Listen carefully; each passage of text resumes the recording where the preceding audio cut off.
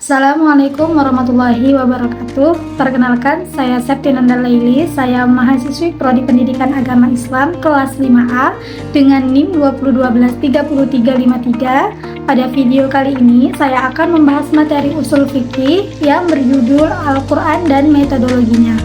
Pada pemaparan kali ini, saya akan membahas bagaimana Al-Quran dapat digunakan sebagai sumber hukum di dalam Islam.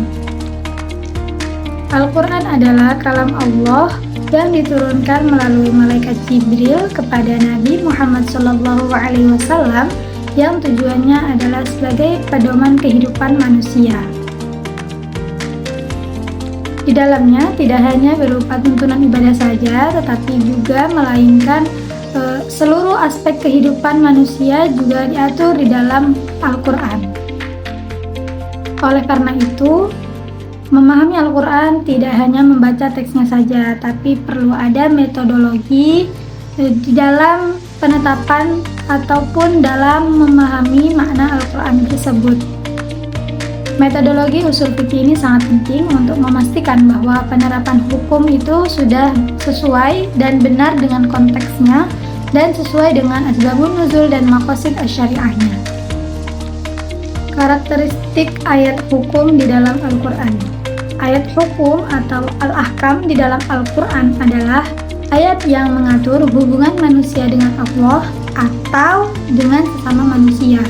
Ayat ini tidak hanya memuat aturan normatif saja, tetapi juga memuat tentang nilai moral dan kemaslahatan umat manusia. Ayat hukum di dalam Al-Quran terbagi menjadi dua jenis, yakni ayat muhkam dan ayat mutasyabih. Ayat muhkam adalah ayat yang maknanya jelas dan tegas sehingga bisa menjadikan dasar hukum langsung. Kemudian berbeda dengan ayat mutasyabih, yakni ayat yang maknanya tidak bisa dipahami secara literal, maka perlu diadakan penafsiran lebih agar tidak menimbulkan kesalahan makna dari ayat tersebut.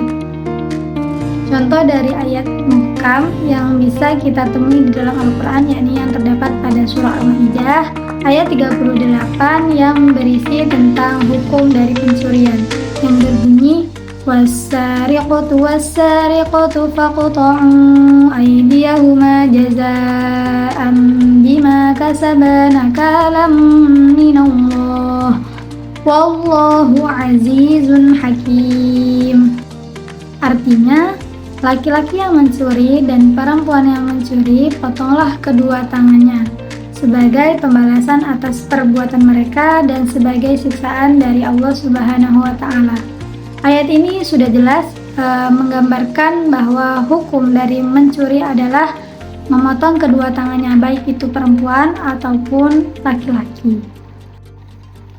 Sedangkan ayat mutasyabih dalam Al-Quran bisa kita jumpai pada surah Al-Fat ayat 10 yang berbunyi Innal ladzina yubayi'unaka innama yubayi'una Allah yadullahi fawqa aydihim yang artinya tangan Allah berada di atas tangan mereka. Nah, pada ayat tersebut kita tidak bisa menafsirkan bahwa tangan Allah ini serupa dengan tangan manusia layaknya manusia.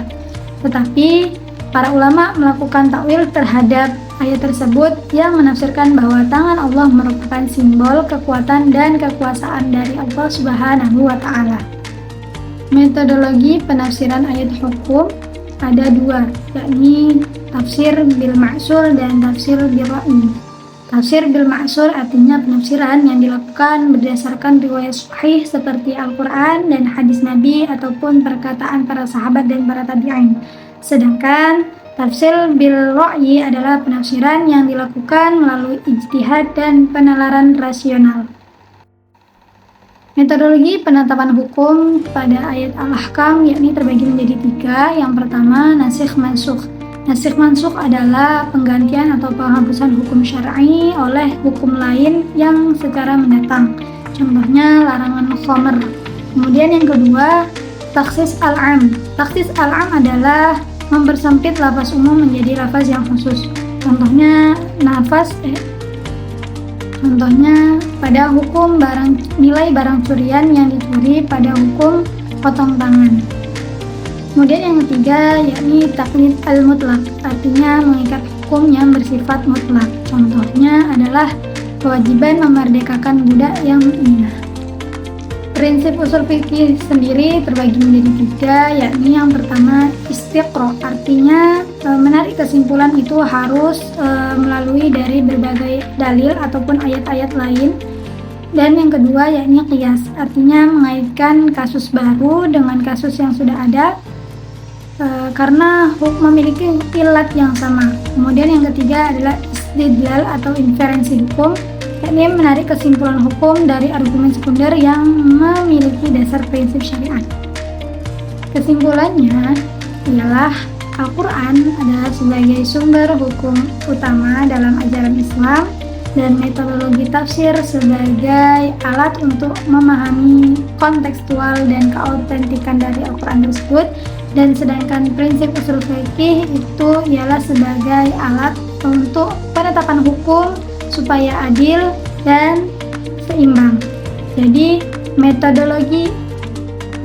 dengan memahami metodologi Al-Quran dalam penetapan hukum, artinya supaya hukum yang ada itu sesuai, seimbang, dan sesuai dengan kemaslahatan manusia yang sesuai dengan maqasid asy-syariah. Sebelum saya tutup materi pembahasan pada video kali ini, saya akan memberikan sedikit pantun. Pagi hari membaca Al-Quran, sore hari menuntut ilmu. Semoga materi yang telah dipaparkan bermanfaat bagi kita selalu. Sekian dari pemaparan saya. Wassalamualaikum warahmatullahi wabarakatuh.